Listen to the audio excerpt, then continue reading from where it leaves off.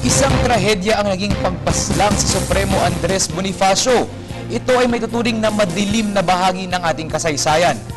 Nagbabalik tanaw si Xiao Chua sa Showtime, Ako ay Pilipino.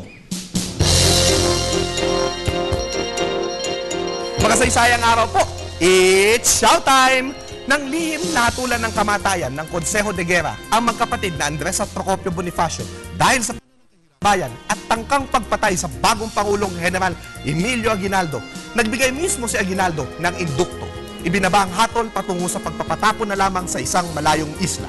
Mayroon din naman silang pinagsamahan. Ngunit, ang walang hanggang tanong ng mga bata, may kinalaman ba talaga si Aguinaldo sa naging kapalaran ng Supremo? Bakit hindi si Aguinaldo mismo ang pasagutin natin sa kanyang sinulat nung kanyang karawan noong 1948? Nang matanto ni General Mariano Noriel, General Pio del Pilar na mga kagawad ng Konseho de Guerra, ay dali-daling tinawagan ng aking pansin at sinabing, kung ibig po ninyong magpatuloy ang kapanatagan ng ating pamahalang mapanghimagsik at kung ibig ninyong mabuhay pa tayo, ay inyo pong bawiin ang iginawad na indukto sa magkapatid na yan. Dahil dito'y aking binawi at inutos ko kay General Noriel na ipatupad ang kakahatulan ng Konseho de Guerra na barilin ang magkapatid alang-alang sa kapanatagan ng bayan. Firmado, Emilio Aguinaldo, Kawit, 22 Marso 1948. Dahil sa dokumentong ito, ang sagot ay oo. Napilitan si Aguinaldo na ipapatay si Bonifacio. Ngunit, hindi dapat sa kanya lamang ito isisi. Napalibutan ang 28 taong gulang na presidente ng mga tagapayo na di hamak na mas eksperyensyado sa kanya. Ang sistemang elitismo, demokrasyang elit, ang pumatay sa Supremo. 116 years ago, May 10, 1897, inabutan ng selyadong sulat si Lazaro Macapagal at inatasan na dalhin ng magkapatid sa mga bundok ng Maragondon. Ang sabi sa magkapatid, itatakas lamang sila sa labanan.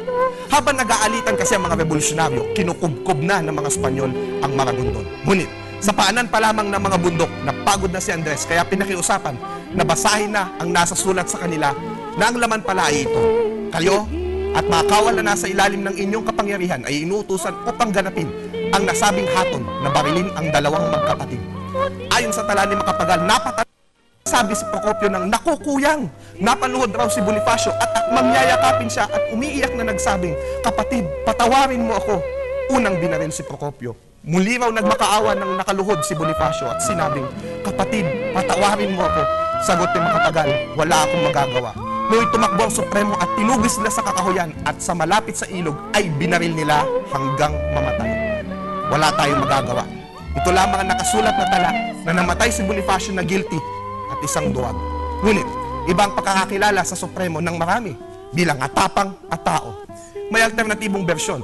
Sa usap-usapan sa Maragondon at sa dalawang katipong tumulong kay General Guillermo Masangkay na makatagpo ng isang set ng kalansay sa Mount Hulog Nagpatong, si Procopio ay binaril. Ngunit si Bonifacio ay tinaga hanggang mamatay dahil ayaw nilang masayang ang mga bala. May iba pang mga bersyon, ngunit ang mahalaga, namatay si Bonifacio. Namatay rin doon ang itatag na bansa. Nagkakaisang magkakapatid na may mabuting kalooban, kaginhawaan at kalayaan. Sa ating pagboto, isaisip natin ang pagbangon ng kanyang ipinaglaban. Dahil kung hindi, patuloy nating sinasaksak at binabaril ang ama ng sambayanang Pilipino. Ako po si Xiao Chua, para sa Telebisyon ng Bayan. And that was Shouter.